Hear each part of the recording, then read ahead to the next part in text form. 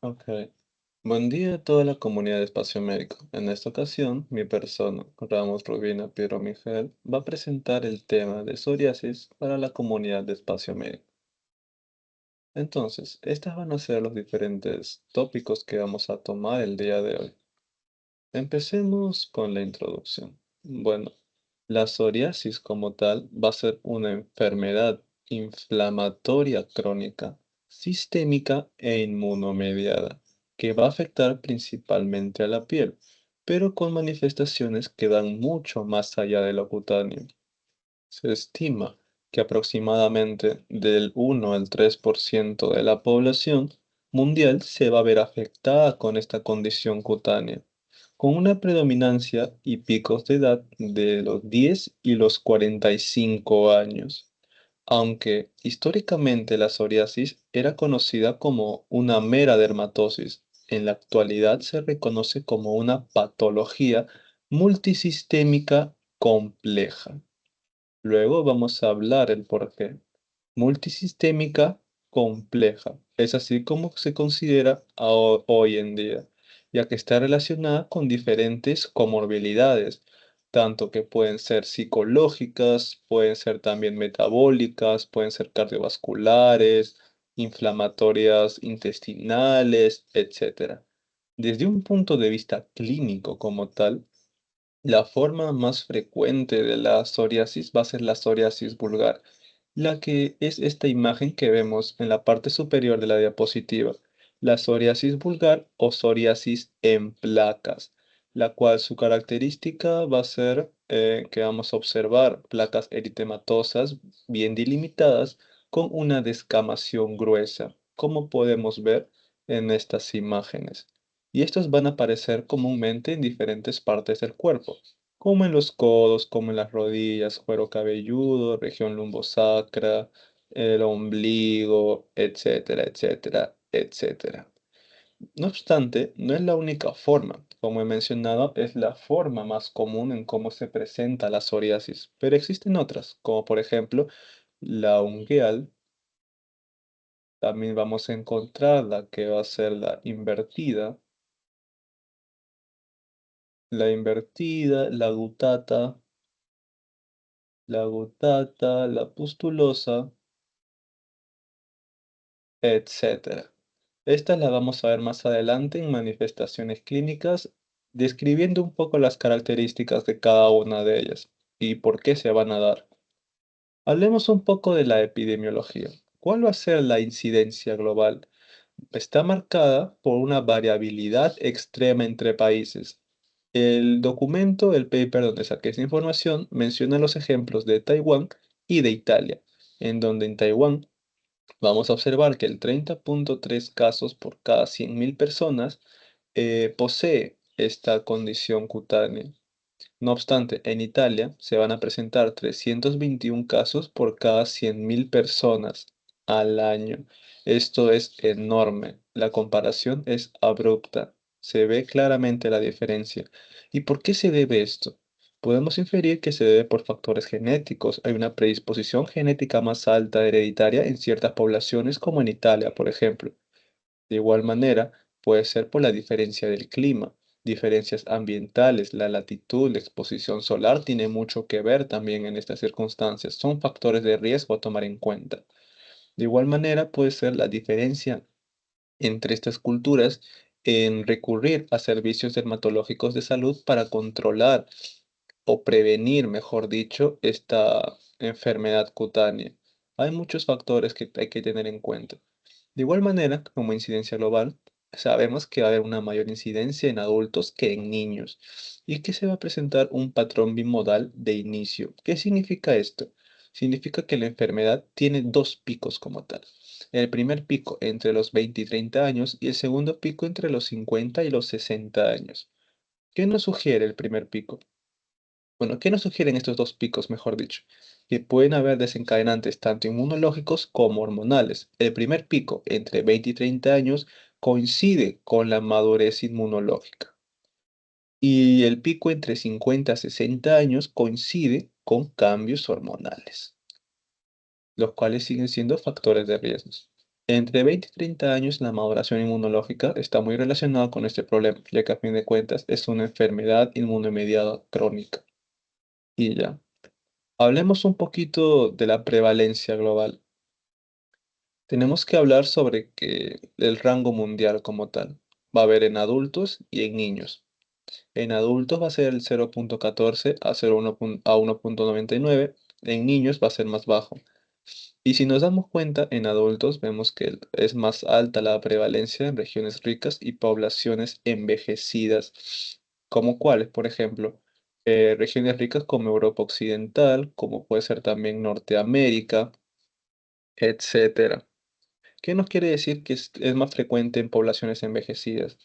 Nos refleja más que nada que hay una mayor esperanza de vida, como tal, que hay más tiempo para que aparezca la enfermedad para que pueda ser tratada, un mejor diagnóstico.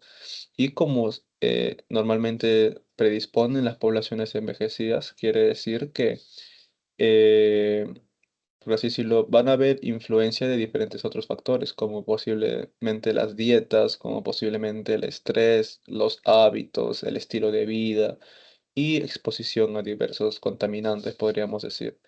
Mientras que en niños, mientras que en niños como tal, vemos que es mucho más bajo, no es tan como 0,02% en estos países. Y ya, bueno, ahora hablemos de las tendencias como tal. Vamos a ver que hay una tendencia que es divergente. ¿Por qué? Porque vemos que en Estados Unidos, por ejemplo, hay un aumento de casos, mientras que en otros países hay una disminución, como por ejemplo en Canadá, Italia, Rusia. Y esto está ligado más que nada a otros factores, ya que la psoriasis no tiene una causa etiológica ambiental, es multifactorial, mejor dicho. O sea, tiene que haber una lesión que predisponga que haya daño en la piel, que genere un daño en la piel para que esta mutación genética que ya se encuentra presente en la persona se active y genere daño descontrolado. Por eso los cambios ambientales, factores externos son muy importantes en la psoriasis. Y se considera bastante eso también. Y se tiene en cuenta los factores ambientales. Y este varía de país a país. Y bueno.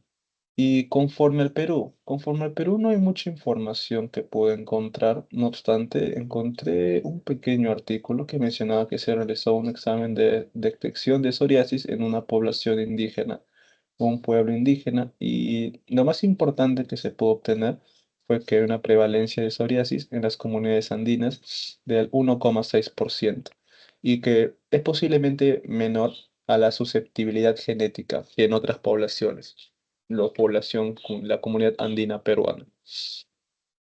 Ahora, vamos a ver por qué hablamos tanto de predisposición genética, ya que la psoriasis como tal, su etiología, bueno, es multifactorial. Esto ya lo sabemos. ¿Qué quiere decir? Ya sabemos que es una enfermedad inmunomediada crónica. Más que nada va a haber su etiología que está relacionada o se implica una compleja interacción entre la predisposición genética, o sea, el componente genético, entre los factores o componentes inmunológicos y también factores ambientales o desencadenantes externos, que lo vamos a hablar en los factores de riesgo. Componente genético. En el componente genético se han identificado que un paciente con antecedentes familiares de psoriasis tiene una probabilidad entre el 30 al 50% de desarrollar la enfermedad. Esto ya da un alto indicio de que esta enfermedad es meramente genética. ¿Y cuál va a ser esta mutación o la aparición de este gen anómalo? Va a ser el siguiente, el HLA-CW6, este de acá, el cual se va a encontrar o va a aparecer, mejor dicho, en estas personas con esta alteración en su complejo mayor de histocompatibilidad tipo 1. ¿Y de qué se encargan estos? Estos complejos mayor histocompatibilidad tipo 1 se encargan de presentar el antígeno, como vemos acá, presentar el antígeno hacia lo que es una célula inmunitaria, como un linfocito T. Normalmente, esta relación entre el complejo mayor histocompatibilidad con el receptor del linfocito T sucede, pero cuando hay la presencia del HLA-CW6, esta alteración, como vemos acá, cuando hay esta cosita anómala, va a suceder la presentación del antígeno? Sí, pero de una manera descontrolada. La respuesta inmunológica va a ser descontrolada, va a ser abrupta, va a ser salvaje. Todo por la presencia de esto, del HLA-CW6 en el complejo mayor histocompatibilidad tipo 1 de las células, de cualquier célula, todas.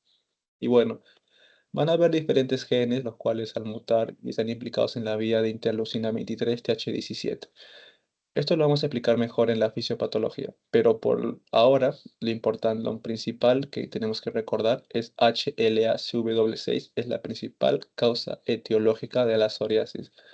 Es como la base de todo este problema, es como el 50% del por qué ocurre la enfermedad o por qué ocurren las manifestaciones clínicas. Bueno, hablemos del componente inmunológico. Más que nada, va a ser una disfunción en la inmunidad innata y adaptativa. Ya hemos mencionado que la aparición del HLA-CW6 va a provocar una activación abrupta, salvaje. Y esto se define o se puede comunicar, tiene el concepto de disfunción de la inmunidad, ya que no va a suceder correctamente, no va a pasar como debería pasar en una situación normal, homeostática. Si normalmente tú te haces una herida, ¿se activa tu inflamación? Sí, pero es de manera transitoria. En la psoriasis, te haces una herida, activas tus defensas, inflamación, por supuesto, pero de manera más salvaje. Por eso se dice disfunción. No va a ser algo anormal, tanto de la innata como de la adaptativa. Y bueno, va a haber una activación del TH17 y TH1 también de manera descontrolada. De manera de spoiler, se podría decir que el TH17 y TH1 siempre se van a activar, así tengas o no psoriasis, ya que forma parte de tu proceso de regeneración a una lesión, de recuperación. Lo vamos a explicar mejor en la fisiopatología. Y bueno, las citoquinas preinflamatorias es un factor etiológico también. Cuando éstas se encuentran en mayor cantidad, cuando hay muchas citoquinas proinflamatorias, ¿qué quiere decir? Que hay mucha inflamación. Y mucha inflamación es más daño. Y ya, por eso sería crónico. Y los factores de riesgo como tal. Los factores de riesgo vamos a tener diferentes. Vamos a tener los cuales son los infecciosos, vamos a tener los cuales son farmacológicos, físicos o traumáticos, los factores psicológicos y también los factores endocrinos. Empecemos por los factores infecciosos como tal. Encontramos al estreptococo beta hemolítico de grupo A. Este va a desencadenar un tipo de psoriasis bastante conocido como la psoriasis gutata o psoriasis en gota. Psoriasis en gota o gutata. Y bueno, esto se caracteriza por el estreptococo beta hemolítico. ¿Y cómo lo va a hacer? Ya que estos antígenos estreptocócicos se parecen, bueno, más que nada estos antígenos tienen la capacidad o tienen la característica de que activan linfocitos autorreactivos y generan una respuesta inmunitaria también salvaje, una respuesta inmunitaria grave. Y si sumamos esta respuesta inmunitaria grave que va a provocar el estreptococo beta hemolítico de grupo A la mutación que también estimula una respuesta abrupta, va a ser un caos inflamatorio total. Y bueno, la candidiasis crónica. La candidiasis crónica, bueno, más que nada porque la candidiasis crónica va a ser un potente inductor de la interleucina 17. Y hemos visto acá que la interleucina 17 también es un componente inmunológico importante en la psoriasis, en la inflamación como tal, ya que va a provocar que es una citoquina preinflamatoria a fin de cuentas. Inflamación de la interleucina 17 que es activado por la candidiasis, más la interleucina 17 que sale en grandes cantidades por esta mutación, igual, gran cantidad de inflamación se vuelve crónica. Factores farmacológicos, vamos a encontrar los que son los antipalúdicos, el litio, beta bloqueadores, AINES y el interferón alfa.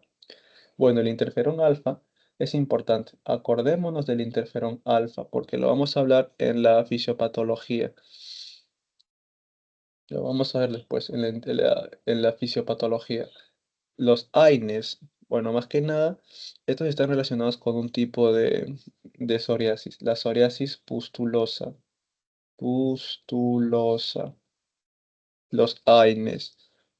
Y bueno, más que nada está relacionado porque los AINES de por sí inhiben las prostaglandinas y van a alterar la inmunomodulación. Pueden llegar a provocar esto. Los beta bloqueadores, porque van a, por así decirlo, estimular, van a disminuir el AMP cíclico. Y como disminuyen el AMP cíclico en los queratinocitos, van a favorecer a la proliferación de estos mismos.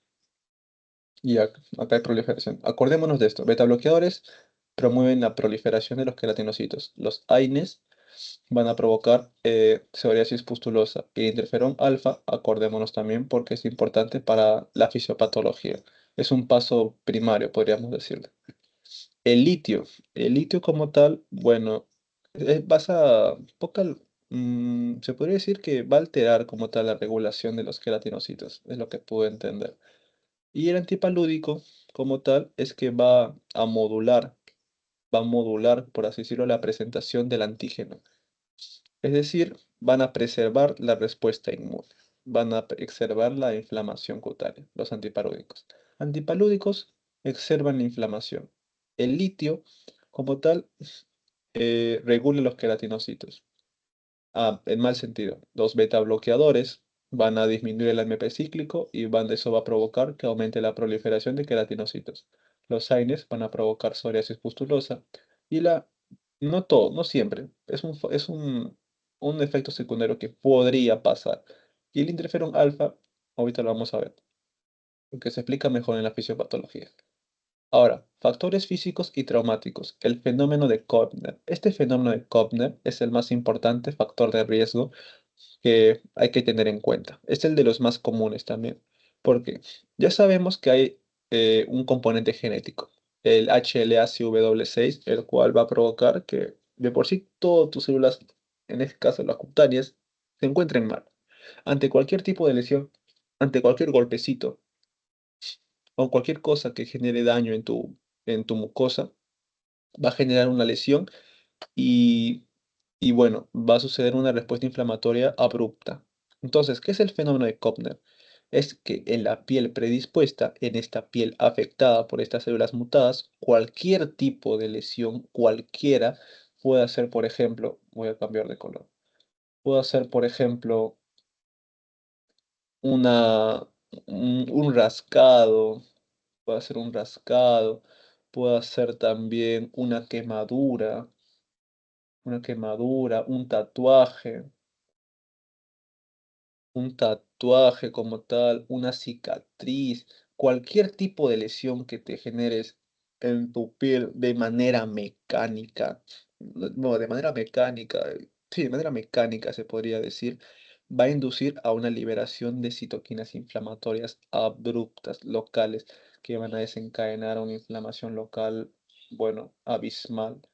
Entonces, ¿qué es Koppner? El fenómeno de Koppner, que bueno, que cualquier tipo de lesión en la piel va a generar que estas células, las cuales ya están alteradas, liberen bastantes citoquinas proinflamatorias, nada más. Y ya.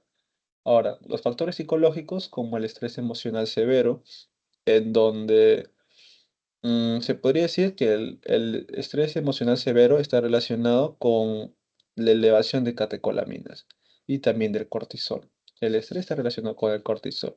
Y esto más que nada va a alterar la regulación inmune como tal. Se altera la regulación inmune, exacerba la inflamación. Ahora, hablemos de los factores endocrinos como la menopausia y pubertad. Bueno, en la pubertad ya sabemos que hay cambios hormonales. Aumentan los estrógenos y también aumentan los andrógenos como tal. Y esto puede modular una respuesta cutánea como tal. Y si ya hay predisposición genética, puede generar psoriasis. Y la menopausia es lo contrario, una disminución de estrógenos, lo cual va a reducir la modulación. ¿En qué sentido? Va a reducir la modulación antiinflamatoria. Y si se reduce la modulación antiinflamatoria, si hay predisposición de que cualquier dañito genere una respuesta inflamatoria abrupta, cualquier daño, como el fenómeno de Koppner, cualquier tipo de lesión en la piel, va a generar psoriasis. Y como ya estamos en la menopausia, hay menos estrógenos, menos actividad antiinflamatoria, se va a exacerbar el daño y va a generar una psoriasis mucho más peligrosa, por así decirlo. Y ya. En conclusión, ¿qué podríamos decir de la etiología? Que la psoriasis va a surgir por la combinación de que un terreno firme, un terreno genético predispuesto, uno, un componente genético predispuesto, y también de una inmunorregulación anormal, perdón, una inmunorregulación anormal, como puede ser de la interleucina 17, una activación abrupta del TH17 y TH1, estos dos. Y tercero, por factores desencadenantes que pueden ser infecciosos, como hemos visto, que pueden ser emocionales, que pueden ser mecánicos por golpes, traumas o metabólicos. Entonces, toda esta suma por así decirlo, el componente genético es el 50% del responsable, el inmunológico un 30%, y en los factores de riesgo un 20%. Estos factores de riesgo son como los detonantes. Van a ser los cuales van a activar todo esto. Pero en sí, a fin de cuentas, si tienes mutado este gen, ya es bastante probable que desarrolles una psoriasis. Y ya. Ahora, hablemos de la fisiopatología. Hablemos primero de manera sencilla para comprender cómo sucede la psoriasis. En simples términos, vemos que acá hay 8 pasos. Hablemos del paso número 1. Factores genéticos predisponentes. ¿Qué quiere decir esto? Que van a haber algunas personas que nacen con genes que hacen que su sistema inmune reaccione de una forma exagerada. Ya hemos mencionado cuál gen tenemos que recordar. El HLA-CW6. Nada más. Predisposición genética. Factor genético predisponente. Ahora, factores desencadenantes. Factores desencadenantes. ¿Como cuáles? Ya hemos mencionado. El estrés, los farmacológicos, infecciosos, físicos, psicológicos, endocrinos. Estos van a ser factores desencadenantes que van a inducir a qué? Van a activar esta respuesta inmune anormal. Y ya. 3. Va a haber una activación inmunitaria innata inicial. Factores desencadenantes han activado el HLA, una respuesta inmune innata inicial abrupta, fuerte.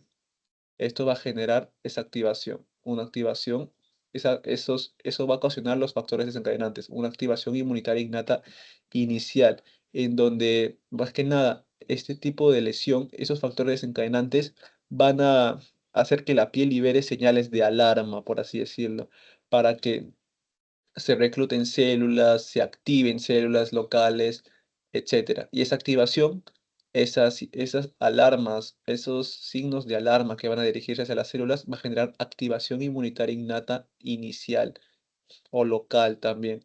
Y luego, estas células inmunitarias innatas iniciales, al activarse, van a liberar más citoquinas, por así decirlo, y van a activar otras células como tal, van a activar a los mieloides y estos mieloides van a activar a la adaptativa y a la adaptativa que encontramos a los linfocitos T. Y los linfocitos T ya van a empezar a liberar muchas más sustancias inflamatorias como tal. Y estas sustancias inflamatorias, estas citoquinas preinflamatorias, van a generar una proliferación epidérmica, que es un crecimiento abrupto de los queratinocitos, y eso va a generar que haya una retroalimentación inflamatoria crónica, porque si generamos muchos más, por así decirlo, muchos más queratinocitos al haber otra pequeña lesión como tal, como por el fenómeno de Koppner, o por así mismo, pero claro, pues otra pequeña lesión significa que al haber más queratinocitos van a haber mayor liberación de alarmas, mayores liberación de alarmas, va a haber mayor reclutamiento, mayor respuesta inmunitaria y eso es un ciclo sin fin, por eso es crónico. Y bueno, y dependiendo del agente, del factor desencadenante, vamos a tener diferentes variantes clínicas. Esta es de la forma sencilla en cómo se podría explicar la fisiopatología. Ahora vamos a hablarlo de manera técnica, más técnica con el grafiquito de la derecha. A ver, entonces, ya sabemos. Genes predisponentes, él sigue siendo lo mismo. No debí borrar esto. HLA-CW6, entre otros, obviamente, pero este es el principal. Luego, factores desencadenantes, ya hemos visto lo mismo, que puede ser un trauma por el fenómeno de Kopner, fármacos, bla, bla, bla, estreptococo, infecciones, candida, etc. Ya, así, chévere. Ahora, va a haber una activación inmunitaria innata inicial. En el gráfico, ¿cómo sería el punto número uno? El punto número uno es que tienes ya tu mutación. En el punto número dos, estamos a nivel de la piel. Algo va a generar lesión, va a generar daño en esta piel. Y el punto número tres va a ser la liberación de estas alarmas, como te digo. La liberación de que estos queratinocitos que se encuentran dañados de la piel van a liberar un péptido antimicrobiano conocido como el LL37. Al dañarse estas células por una lesión, van a liberar el LL37, estos queratinocitos. ¿Y este LL37 a qué se va a unir? Se va a unir al ADN y al ARN propio. ¿Qué quiere decir esto? Primero, el LL37 que liberan los queratinocitos dañados se va a unir al ADN y ARN propio. Esto va a formar un complejo.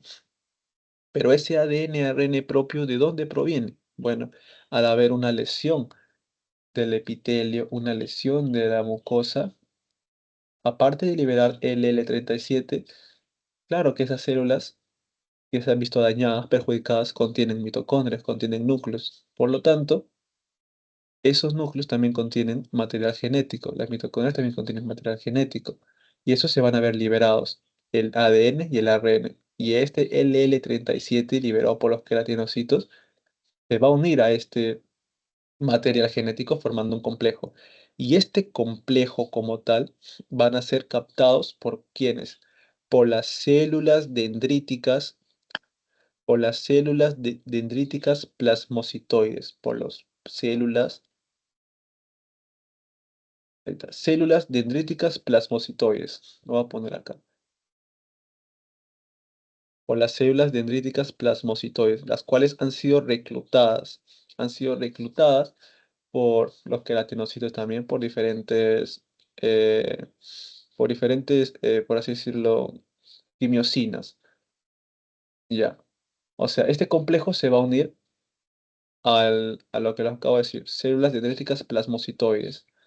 ¿Y cómo va a recepcionar esta célula dendrítica plasmocitoide al complejo? Por un receptor que tiene. El receptor es el TLR9. Mediante este receptor, la célula dendrítica plasmocitoide va a captar al complejo. Wow, y se va a unir el complejo a esta célula dendrítica plasmocitoide. Y al unirse a su receptor TLR9, lo va a activar. Esto va a generar la liberación ¿de qué? Del interferón alfa. Del interferón alfa o interferón tipo 1 como tal. Recuerden que les mencioné acá sobre el interferón alfa, me refería a este paso, que el interferón alfa como tal va a activar a lo que viene a ser la próxima célula responsable de generar todo lo siguiente. Va a activar, o poner otro color, va a activar a esta célula dendrítica de acá. Esta célula dendrítica va a ser conocida como las células dendríticas mieloides, al MDC. Este interferón alfa, liberado por la activación de la célula dendrítica plasmoide por la interacción del TLR9 con el complejo LL37 ADN ARN propio, va a liberar interferón alfa. Ese interferón alfa va a activar a la célula dendrítica mieloide. Y al activarse esta célula dendrítica mieloide, este ya sería el paso número 4, al activarse esta célula dendrítica mieloide, ¿qué es lo que va a pasar? Van a liberar interleucinas. ¿Qué interleucinas? Interleucina 23 e interleucina 12 principalmente, interleucina 12. ¿Y qué va a provocar cada una de estas interleucinas? Bueno, la interleucina 23, como vemos acá, va a activar al TH17. Al linfocito T se va a diferenciar en TH17. y el interleucina 12 va a activar al TH1, como vemos en la imagen. Ahora, acá, ya se activó el TH17, se ha activado. Qué va a liberar el TH17? Interleucina 17 e interleucina 22. ¿Y estos qué van a provocar? Van a estimular lo que es, uno, la proliferación de los queratinocitos. Van a generar la proliferación de que, voy a escribirlo acá. La proliferación, perdóname. El punto número 4 es la activación de los mieloides y la liberación de interleucina 23 y 23 y 12. El punto número 5 ya va a ser respuesta inmunitaria adaptativa, que es cuando se activan los linfocitos TH17 y TH1. Este es el número 5. Y ya. Y el punto número 6 ya va a ser cuando estos activados van a liberar sus interleuquinas 17 y 22, en caso del TH17. ¿Sí? Y este es el paso número 6. La proliferación epidérmica. Ya, ¿qué va a provocar el punto número 6? Como viste acá, proliferación epidérmica. Estas interleuquinas van a provocar eso, proliferación de los queratinocitos. Y bueno, van a inducir también a mayor liberación de citoquinas y quimiosinas de manera local, para, por así decirlo, mantener momentáneamente la respuesta inmune hasta que se recupere el tejido. Y ya, eso más que nada. Eso conforme a la IL-23 TH17. Conforme al TH1 va a secretar principalmente voy a ponerle otro color. Va a liberar lo que es el interferón, ay, perdón. Va a liberar lo que es principalmente el interferón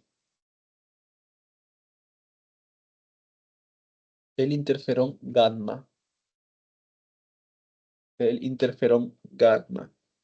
Y esto también intensifica la respuesta inflamatoria por el TH1. Y ya, ¿todo esto qué va a provocar? Bueno, ya sabemos, una proliferación epidérmica, el punto número 6. Y ya, pues, esta proliferación epidérmica, ¿qué va a generar? Recordemos que esto está pasando de manera abrupta, de manera descontrolada, porque está la predisposición de este gen. Entonces, si esto sucede de manera, mira, esto sucede de manera normal, sí, esto pasa de manera normal. Así no tengamos el HLA-CW6, esto va a pasar. Siempre va a pasar esto en nosotros, así estemos enfermos o no de psoriasis. Solo que cuando no estamos enfermos, esto va a ser más leve, va a ser mediado, va a estar regulado. No siempre va a estar activado. ¿A qué me refiero con esto? Hagamos la siguiente analogía. Tenemos un botón y acá tenemos un botón presionado. Nosotros, cuando este botón está elevado, significa que estamos sin lesión, estamos sanos. Y cuando nos hacemos una herida, por ejemplo, nosotros vamos a presionar un botón. Cuando presionamos este botón, este es nuestro dedo. Cuando presionamos este botón, se va a activar nuestra respuesta inmunitaria para que todo ese tejido lesionado se llegue a recuperar. Inflamación para que se recupere todo hasta que regrese a la normalidad. Cuando ya regresó a la normalidad, nosotros vamos a sacar ese dedo. Y cuando sacamos ese dedo, y cuando sacamos ese dedo, es una analogía. Y cuando sacamos ese dedo, caracho, cuando nosotros sacamos ese dedo, el botón va a regresar a la normalidad. O sea, ya no se activó, ya no está activa la respuesta inflamatoria. Pero en la psoriasis, nosotros vamos a presionar ese botón vamos a presionar ese botón para que suceda la respuesta inflamatoria y se recupere todo, sí. Pero cuando nosotros ya se ha recuperado el tejido y nosotros sacamos el dedo, el botón va a seguir presionado. ¿Esto qué quiere decir? Que a pesar de que ya no haya necesidad, ya no haya un estímulo que promueva o que requiera que haya un estado inflamatorio para la recuperación o regeneración, va a seguir activa la respuesta inmunitaria. Se va a exacerbar, va a seguir liberando citoquinas, va a seguir provocando la proliferación epidérmica, y es aquí cuando hablamos de psoriasis. Esto es cuando no va a haber HLA-CW6 y aquí cuando sí hay HLA-CW6. A eso quiero llegar. Bueno, y esto básicamente es lo que haya retroalimentación inflamatoria crónica. Bueno, esto es más que nada porque como están más sensibles, estas células se encuentran mutadas por esta predisposición genética, cualquier cosita, así sea mínima, se encuentran bien sensibles, están bastante sensibles y generan una respuesta inmunitaria a liberación de citoquinas de manera descontrolada, de manera exagerada a cualquier señal. Por lo tanto, liberan más citoquinas inflamatorias y todo esto se vuelve un ciclo constante. Ya que como va a haber una proliferación, ¿qué significa? Que van a haber mayores cantidades de queratinocitos. Y esos queratinocitos también se van a encontrar mal porque está esta mutación. Ya pues, y cualquier cosita mínima desencadena otra vez Kopner, por ejemplo, y ya, se repite todo lo mismo, lo mismo, lo mismo, lo mismo, lo mismo, lo mismo. Por eso es crónica. Y ya. Y bueno, cuando hablamos de una proliferación descontrolada epidérmica, hablamos de acantosis. ¿Por qué? Porque va a haber un aumento de mitosis en la capa basal. Eso va a generar una acantosis, un engrosamiento epidérmico. Y lo vamos a ver luego en la psoriasis más común conocida como la vulgar, que se nota bastante bien. Una proliferación descontrolada. Bueno.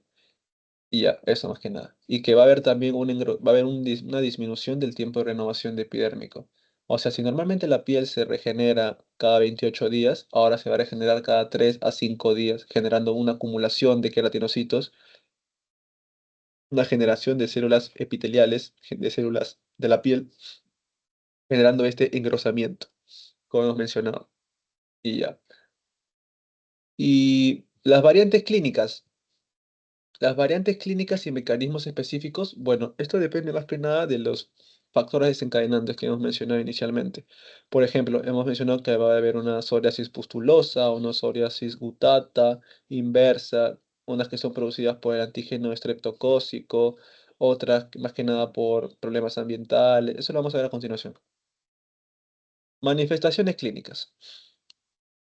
A ver, pero me gustaría dar un pequeño veredicto, por así decirlo, de lo que es esto.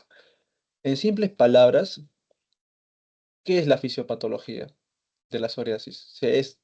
Se podría resumir en que es una enfermedad inflamatoria crónica en donde se va a combinar predisposición genética y una activación inmune innata por la LL37, una respuesta adaptativa como la TH17 y el TH1, y lo cual va a generar una proliferación excesiva de queratinocitos. Y todo esto va a generar una inflamación persistente y una desregulación en la piel, en simples palabras. Bueno, ahora sí, hablemos de las manifestaciones clínicas como tal. ¿Qué tenemos que mencionar acá? Bueno, los signos y síntomas generales. Tenemos que hablar que va a haber una erupción irregular y que es variable en extensión. Pueden ser pequeños puntitos, como vemos acá a la derecha, o pueden ser tipo escamas grandes como caspa, de lesiones extensas. El color va a ser variable, que depende del tipo de piel, depende del color de piel de la persona.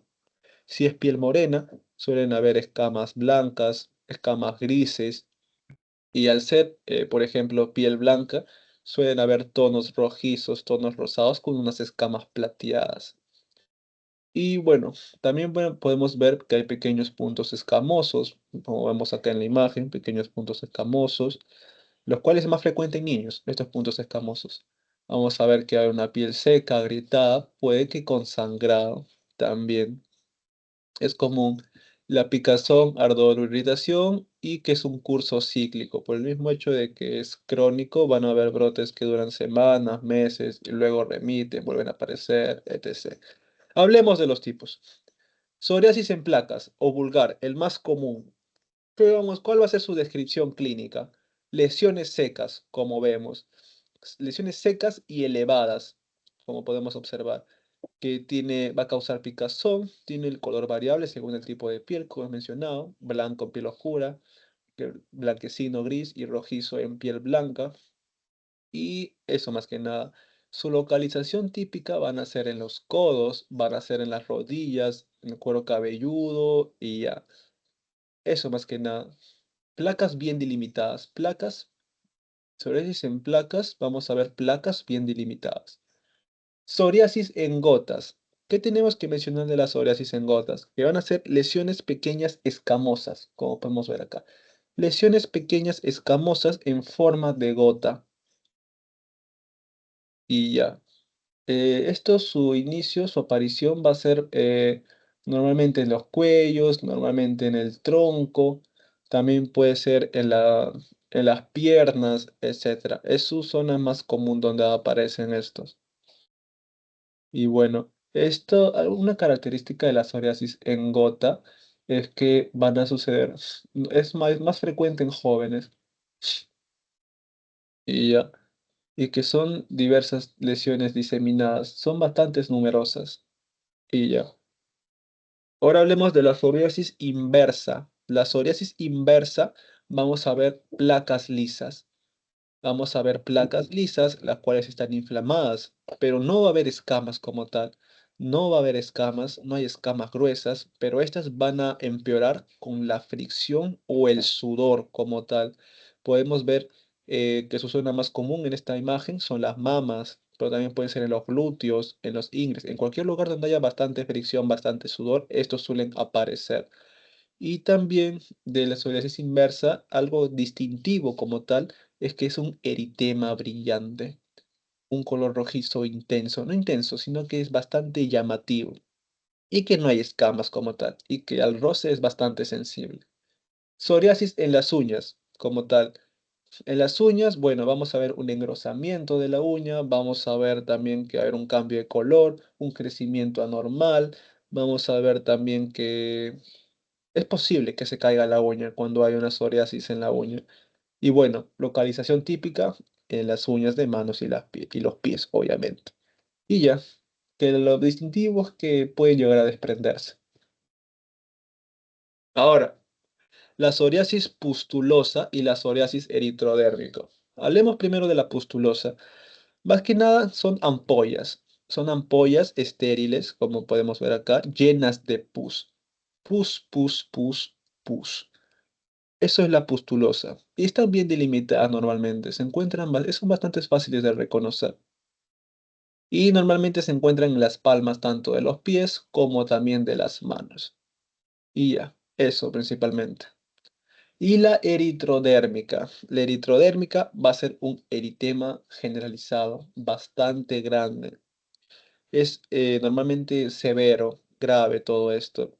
Hay una descamación en gran parte o toda parte del cuerpo, ardor intenso, picazón continua, es generalizado, bastante, abarca bastantes dimensiones. Y bueno, ¿qué es lo característico de esto? Es que va a haber deshidratación y desequilibrio electrolítico, por lo que es generalizado y sistémico. Ahora, hablemos del diagnóstico.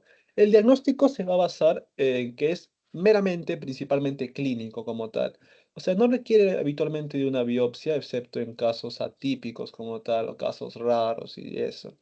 Y se basa más que nada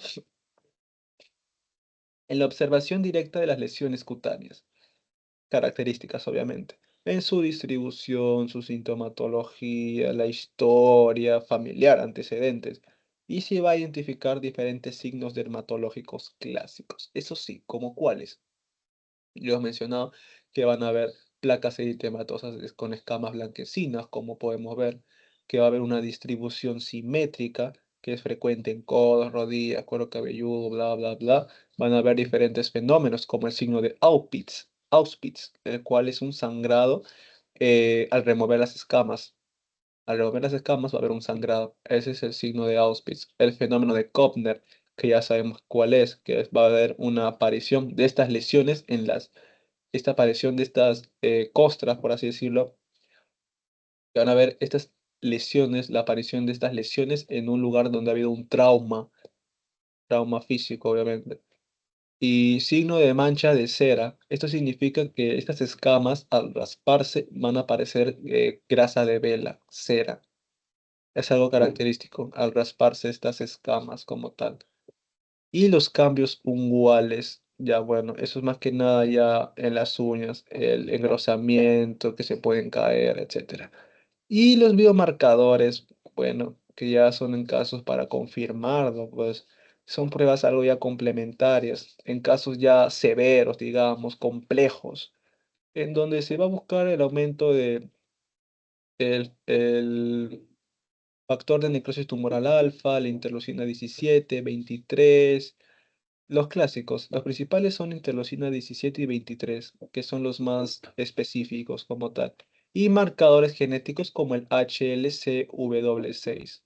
Si sabemos que hay esta mutación, esta alteración en este gen, aparece este, ya sabemos que hablamos de psoriasis.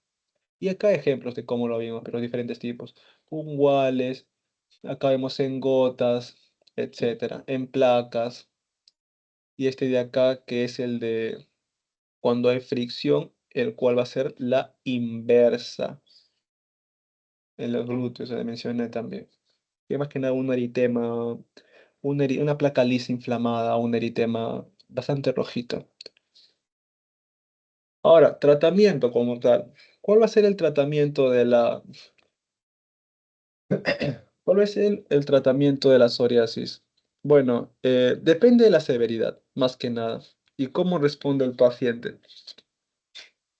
Primero, por ejemplo, va a haber un tratamiento tópico cuando hay casos leves a moderados. Tratamiento tópico, algo leve. Se utilizan corticoides tópicos, retinoides tópicos, ácido salicílico y alquilatrán. ¿Por qué? Sabemos que este es un problema inflamatorio, obviamente. Entonces, los corticoides tópicos van a ser la primera línea de defensa. De defensa no, la primera línea de fármacos a usar. Porque son antiinflamatorios potentes, pues. Entonces, más que nada, ¿de qué se encargan los corticoides? Bueno, van a inhibir diferentes síntesis de mediadores inflamatorios. ¿Cómo cuáles? Van a inhibir las prostaglandinas, van a inhibir también lo que van a ser las citoquinas, van a inhibir las interleucinas, todo lo que tenga que ver con inflamación lo va a inhibir los corticoides tópicos. Bueno, reducen la inflamación, por lo tanto van a suprimir también la hiperproliferación de los queratinocitos, porque estas interleucinas, aparte de inflamación, también tienen factores desencadenantes en la proliferación, como hemos mencionado en la imagen, con la cantosis, todo eso. Y ya, esto conforma los corticoides. Ahora, conforma los retinoides. Los retinoides sabemos que es un tema ya expresión genética como tal, que su mismo rol va a ser inhibir la proliferación de los queratinocitos. Solo que los retinoides, su punto de acción, por así decirlo, van a ser los receptores tipo RAR y los receptores tipo RXR que se encuentran en los queratinocitos. Y al unirse este medicamento a estos receptores de los queratinocitos, van a expresar una regulación, una expresión de genes que van a controlar eso mismo, la proliferación y también la diferenciación de los queratinocitos, regulándolos y evitando que sea tan potente. El ácido salicílico y el alquitrán. Bueno, esto es más que nada estos dos, más que nada, están relacionados con... son queratolíticos, en simples palabras. Estos dos son queratolíticos. Como su nombre lo dice, van a eliminar las escamas, más que nada. Eso simplemente. Y bueno, favorece eso, a la remoción de las placas escamosas y van a facilitar que otros medicamentos como los corticoides y retinoides tópicos puedan tener un mejor efecto tópico como tal. Haya mejor penetración de estos tratamientos porque el ácido salicílico y el alquitrán remueven las placas. Ahora, hablemos de la fototerapia. La fototerapia se utiliza en casos moderados de psoriasis. Tenemos el VB y el PUVA. ¿Y qué se puede decir de estos dos en simples palabras? ¿Que van a tender a disminuir la inflamación? Sí, como todos y que van a detener el crecimiento excesivo de la piel más que nada. ¿Y esto lo hacen cómo? ¿El UV cómo lo hace? Bueno, el UV más que nada lo hace porque se va a irradiar con rayos UV, rayos ultravioleta. Se van a exponer con rayos ultravioleta a la piel. ¿Y esto qué va a inducir? Va a inducir a la apoptosis. Apoptosis. A la apoptosis de los queratinocitos hiperproliferativos, regulándolos en ese sentido. Y ya. Eso es lo que hace el UVB. Y el PUVA es lo mismo. Es, tiene el mismo rol. Más que nada es reducir la proliferación de los queratinocitos. Ahora, hablemos del sistémico. El sistémico ya se utiliza cuando hay casos severos o casos resistentes. Y vamos a empezar a utilizar el metotrexato, la ciclosporina y el apremilast. ¿Cómo funcionan estos? Bueno, el metotrexato como tal, sabemos que este va a ser un inhibidor del ADN, el metotrexato. Y bueno, que básicamente va a detener la hiperproliferación ya de manera sistémica, de manera generalizada. Y bueno, para no ponernos tan técnicos, podríamos decir que el metotrexato simplemente inhibe escribirlo, inhibe la dihidrofolato reductasa. Dihidrofolato reductasa. Al inhibir el dihidrofolato reductasa, no van a haber purinas, las cuales son claves para el material genético, la formación, la duplicación del material genético. No va a haber purinas, no va a haber timidina, por lo tanto, va a reducir la proliferación. Estos son necesarios para la producción del material genético. Al no haber esto, no va a haber proliferación rápida de queratinocitos. Y ya, se controla la hiperproliferación.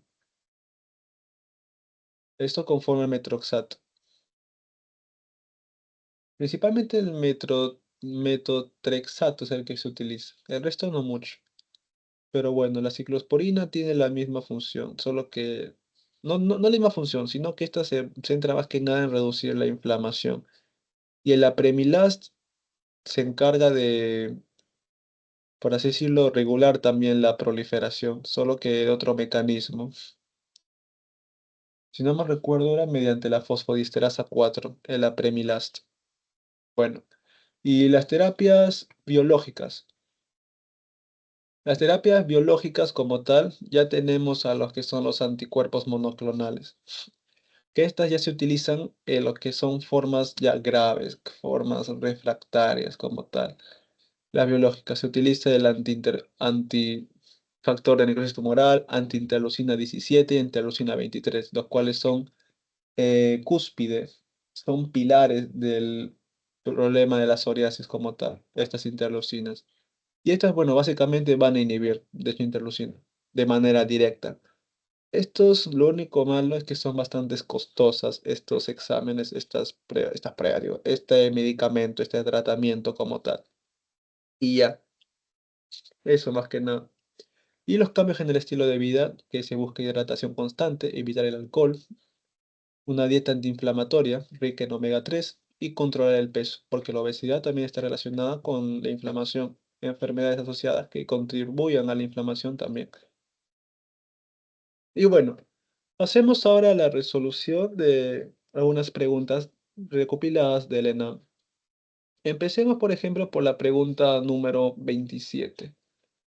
Respecto a la cascada inmunológica que desencadena la psoriasis vulgar, señale cuál de las siguientes afirmaciones presenta el evento clave que conecta la inmunidad innata con la inmunidad adaptativa en esta enfermedad.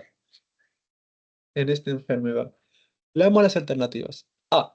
La activación de queratinocitos por la interleucina 10 e interleucina 4, promoviendo la maduración epidérmica a atracción de eosinófilos. Esto es incorrecto, ya que la interleucina 10 y la interleucina 4 no son proinflamatorios, son antiinflamatorios. Así que la A descartada. La B, ¿qué nos dice? Va a haber una activación del linfocito B autorreactivo tras reconocimiento de antígenos queratínicos. Esto va a ser incorrecto de igual manera, porque más que nada las enfermedades, el linfocito B en psoriasis, mm, los anticuerpos como tal no tienen nada que ver, porque linfocitos B autorreactivos generan anticuerpos. Y en la psoriasis los anticuerpos no juegan un papel relevante como tal, se podría decir. O sea, este proceso de la fisiopatología no es un proceso humoral por los linfocitos B, es un proceso predominantemente celular y así. Bueno, ahora, Alternativa C. Secreción de interleucina 12 e interleucina 23 por células dendríticas mieloides, induciendo diferenciación de linfocitos Th1 y Th17. Esa sería la respuesta correcta, ya que este es el evento clave entre la inmunidad innata, en donde se activan las dendríticas mieloides, las cuales van a inducir dendríticas mieloides innata, y linfocitos Th1 y Th17 ya son de adaptativa. Este es el puente entre uno y otro. Y ya. Y la última, bueno, que es incorrecta, que es la liberación de histamina. No tiene nada que ver. Ya. Porque, no, inmunoglobulina es algo ya alergia. Es una reacción de hipersensibilidad tipo 1. No tiene mucho que ver con la psoriasis. Más que nada con otras enfermedades alérgicas como tal, pero acá no. Entonces, la respuesta de esta pregunta sería la C. Secreción de interleucina 2, interleucina 23 por células dendríticas amiloides, induciendo diferenciación de linfocitos Th1 y Th17. Listo. Vamos a la siguiente pregunta. Un varón de 28 años con antecedentes familiares de psoriasis acude por aparición súbita de múltiples placas eritomatoescamativas en tronco y extremidades. Tras un episodio de faringitis estreptocócica hace 10 días, el examen físico evidencia lesiones en forma de gotas, sin compromiso articular. El laboratorio confirma antígeno estreptocócico positivo. ¿Cuál de los siguientes mecanismos inmunológicos explica mejor la fisiopatología de este cuadro? Si no me recuerdan, infecciosos, estreptococo, beta hemolítico, grupo A, va a provocar psoriasis en gota. Psoriasis en gota, he mencionado que su lugar más común es en tronco, extremidad, tronco, brazos y cuello, y que el paciente es joven, lo cual coincide bastante con este tipo de paciente. Y ya. Entonces, ¿cuál es el mecanismo inmunológico que explica mejor la fisiopatología de este cuadro? A. Activación directa de los linfocitos Th2 por superantígenos bacterianos. Th2 es algo que no se tiene en cuenta porque TH2 es antiinflamatorio, no es inflamatorio, es todo lo contrario. B. Activación de células dendríticas plasmocitoides vía TLR9 con producción de interferón tipo 1 o, bueno, interferón tipo 1 también es el interferón alfa. Ya, esta es la correcta, porque ya lo hemos mencionado. ¿Cuál de estos mecanismos inmunológicos explica la fisiopatología de este cuadro? Hemos mencionado acá, en donde el complejo va a ser recepcionado por el TLR9. Y listo. Eso es innato. ¿Y qué va a producir? ¿Qué va a liberar? 4. Va a liberar interferón tipo 1. No la anoté acá. Ah, no, acá está. Interferón alfa tipo 1. Es lo que libera. Listo. Bueno, la respuesta sería la B. Y eso sería todo. Muchas gracias por su atención.